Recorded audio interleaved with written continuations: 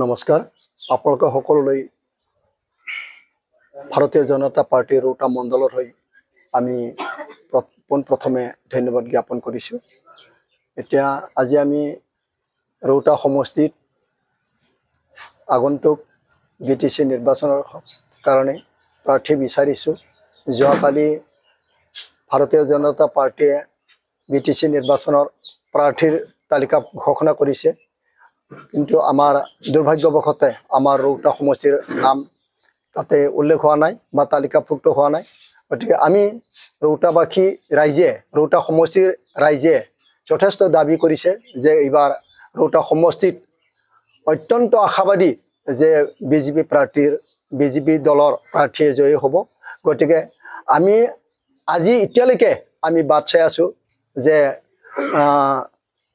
ৰাজ্যিক সভাপতি দিলীপ শইকীয়া মহোদয় ডাঙৰীয়া আৰু অসমৰ সৰ্বশ্ৰেষ্ঠ মুখ্যমন্ত্ৰী হিমন্ত বিশ্ব শৰ্মা ডাঙৰীয়াই আমাৰ ৰৌতা সমষ্টিৰ কাৰণে ৰাইজৰ আশা আকাংক্ষা পূৰণাৰ্থে ৰৌতা সমষ্টিত প্ৰাৰ্থী দিব বুলি আমি আশাবাদী। নহ'লে ৰাইজে যথেষ্ট দুখ পাব, আমাৰ কাৰ্যকৰ্তাসকলে যথেষ্ট দুখ পাব, আলাই আথানি হ'ব। পৰৱৰ্তী পৰ্যায়ত নিৰ্বাচন খেলিবৰ কাৰণে বিজেপি দলৰ প্ৰতি ৰাইজৰ আস্থা হেৰাই যাব। আমি ৰাইজৰ পৰা যেনেকুৱা সঁহাৰি পাব লাগিব তেনেকুৱা নাপাব। গতিকে আমি অনুৰোধ কৰিব বিচাৰিছোঁ, আমাক যেনে তেনে হ'লেও যিকোনো প্ৰকাৰে ৰৌতা সমষ্টিত প্ৰাৰ্থী প্ৰক্ষেপ কৰে। আৰু আমি ৰৌতা সমষ্টিৰ প্ৰাৰ্থী হিচাপে চমলা দৈমাৰীকে প্ৰক্ষেপ কৰিছোঁ। তেখেতক যাতে টিকেট প্ৰদান কৰে, ইয়াৰ কাৰণে ৰৌতা সমষ্টিৰ ভাৰতীয় জনতা পাৰ্টিৰ হৈ বিনম্ৰ অনুৰোধ জনাইছোঁ যে কিবা বুজা পৰা আছে নেকি। কিন্তু আমাৰ এটা বিশ্বাস আছে, তেনেকুৱা কোনো এটা হোৱা নাই। মাত্ৰ পূৰ্বৰ সময়ত ৰৌতা সমষ্টিত সাংগঠনিক ভিত্তি অলপ দুৰ্বল আছিল, সেইকাৰণে দিয়া নাই বুলি আমাৰ এটা বিশ্বাস হৈছে। কিন্তু আজিৰ তাৰিখত আমি দাবী কৰিছোঁ যে বৰ্তমান যিহেতু ৰৌতা সমষ্টি যথেষ্ট সাংগঠনিক শক্তিশালী হৈছে, সেইকাৰণে আজিৰ তাৰিখত আমি ৰাজ্যিক পৰ্যায়ত আমি দাবী কৰিছোঁ আমাক প্ৰাৰ্থী দিব লাগে, আমি অনুৰোধ জনাইছোঁ। তাৰিখত যদি প্ৰাৰ্থী নিদিয়ে তেতিয়াহ'লে আমি আলোচনা কৰিম কি কৰা যায়। কিন্তু হাইকমাণ্ডে আমাক কি নিৰ্দেশ দিয়ে, হাইকমাণ্ডৰ আমাৰ এটা বিশ্বাস আছে, হাইকমাণ্ডে আমাক নিশ্চয় কিবা এটা পথ মোকলাই দিব আৰু হাইকমাণ্ডৰ নিৰ্দেশ মতে আমি কাম কৰি যাম বুলি আমাৰ এটা বিশ্বাস আছে। আমি তেনেকুৱা এতিয়ালৈকে ভবা নাই।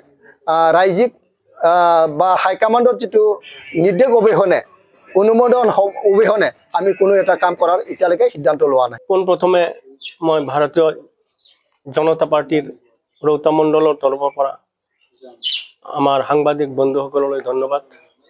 আজি আমি ৰৌতা মণ্ডলৰ সকলো কাৰ্যকৰ্তা আমি ইয়াতে গোট খাইছোঁ, উপস্থিত হৈছোঁ।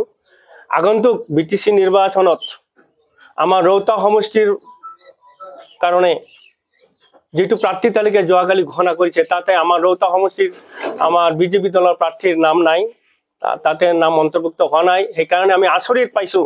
ৰাজ্যিক সভাপতি দিলীপ শইকীয়া ডাঙৰীয়ালৈ আমাৰ অনুৰোধ, যাতে ৰৌতা সমষ্টি লগতে মাজবাট বিধানসভা সমষ্টি যদি ভৱিষ্যতে বিজেপি দলৰ পৰা ভোট আশা কৰে, কাৰ্যকৰ্তাখিনি আমি ধৰি ৰাখিব লাগিব। আৰু তাৰ কাৰণে আমাৰ 40 নং ৰৌতা সমষ্টিৰ ভাৰতীয় জনতা দলৰ প্ৰাৰ্থী শ্ৰীযুত চমলা দৈমাৰীক টিকেট প্ৰদান কৰিব লাগিব। আৰু নহ'লে কাৰ্যকৰ্তাখিনি আমি আগন্তুক 2026 বিধানসভা নিৰ্বাচনত আমি ধৰি ৰাখিব নোৱাৰিম। আমি কাকো আমি ক'ব নোৱাৰিম ভাৰতীয় জনতা দলৰ পক্ষৰ হৈ কাম কৰক।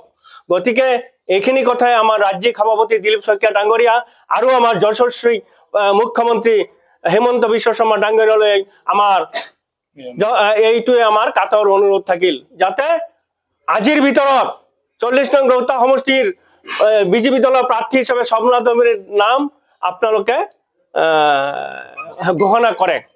আৰু যদি নকৰে 40 নং ৰৌতা সমষ্টিৰ লগতে নেক্সট যিটো বিধানসভা নিৰ্বাচন আহি আছে 26ত, তাতো আমি কাৰ্যকৰ্তাখিনি ধৰি ৰাখিব নোৱাৰিম। আমি ক'ব নোৱাৰিম ভাৰতীয় জনতা দলৰ হৈ আপোনালোকে ভোট দিয়ক, ভাৰতীয় জনতা দলৰ হৈ আপোনালোকে কাম কৰক। গতিকে যদি আমাৰ হাইকমাণ্ডে, আমাৰ যশস্বী মুখ্যমন্ত্ৰী হিমন্ত বিশ্ব শৰ্মা ডাঙৰীয়া আৰু আমাৰ ৰাজ্যিক সভাপতি দিলীপ শইকীয়া ডাঙৰীয়াই যদি এই বিজেপি দলৰ কাৰ্যকৰ্তাখিনি ৰৌতা সমষ্টিৰ লগতে মাজবাট বিধানসভা সমষ্টিত ৰাখিব বিচাৰে আপোনালোকে আমাৰ ৰৌতা সমষ্টিৰ পৰা চমলা দৈমাৰী ডাঙৰীয়াক আজিৰ ভিতৰত টিকেট প্ৰদান কৰক নহলে অন্যথা গত্যন্তৰ নাই কাৰ্যকৰ্তাখিনি ক'ত যায় ক'ত নাযায় তাত আমি ক'বলগীয়া একো নাই আপোনালোকৰ ওপৰত আমি এৰি দিছো যিকোনো প্ৰকাৰে হওক যাতে 40 নং ৰৌতা সমষ্টিৰ প্ৰাৰ্থী বিজেপি দলৰ প্ৰাৰ্থী যাতে আজিৰ ভিতৰত ঘোষণা কৰে এইখিনি কৈ আপোনালোকৰ এতিয়া এই কথাটো আমি জনা তেনেকুৱা নাই জানিব পৰা হোৱা নাই পূৰ্বতকৈ বিগত নিৰ্বাচনবোৰত ৰৌতা সমষ্টিত ভাৰতীয় জনতা পাৰ্টিৰ সাংগঠনিক অতিকৈ দুৰ্বল আছিল বৰ্তমান সময়ত যেটো গোটেই বিটিচিত বিজেপিৰ যেটো এটা ঢৌ আহিছে সেই হিচাপে এইবাৰ ৰৌতা সমষ্টিত এনেকুৱা মানে গড় দিছে হাজাৰ হাজাৰ জনতাই এতিয়া বিজেপি দলক ভোট দিবৰ কাৰণে আগবাঢ়ি আহিছে বা বিজেপি দলৰ কাম কৰিবৰ কাৰণে আগবাঢ়ি আহিছে সেই হিচাপে আজিৰ তাৰিখত যদি ৰৌতা সমষ্টিত যদি বিজেপি প্ৰাৰ্থী নিদিয়ে এই ৰাইজৰ যেটো আকাংক্ষা আৰু কাৰ্যকৰ্তাসকলৰ যেটো উৎসাহ উদ্দীপনা নাইকিয়া হ'ব আৰু হেতু যাতে নকৰে ইয়াৰ কাৰণে আমি ৰাজ্যিক সভাপতি দিলীপ শইকীয়া ডাঙৰীয়া আৰু অসমৰ মুখ্যমন্ত্ৰী সৰ্বকালৰ সৰ্বশ্ৰেষ্ঠ মুখ্যমন্ত্ৰী হিমন্ত বিশ্ব শৰ্মা ডাঙৰীয়ালৈ বিনম্ৰ অনুৰোধ জনাইছো এতিয়া হেতু আমাৰ দলৰ কাৰ্যকৰ্তাসকলে আসলতে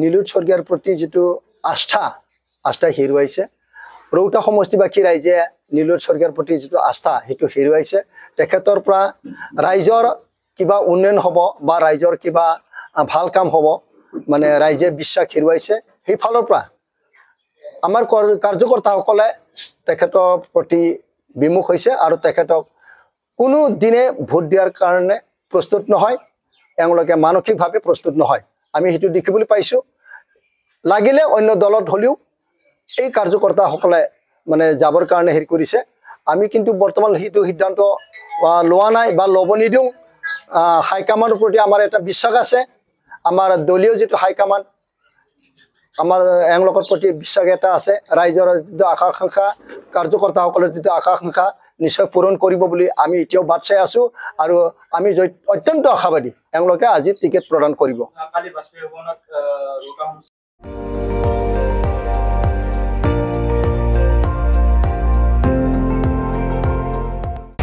আপুনি চাই আছে ND24 সৰ্বশ্ৰেষ্ঠ নহয় সৰ্বোত্তমৰ দৌৰ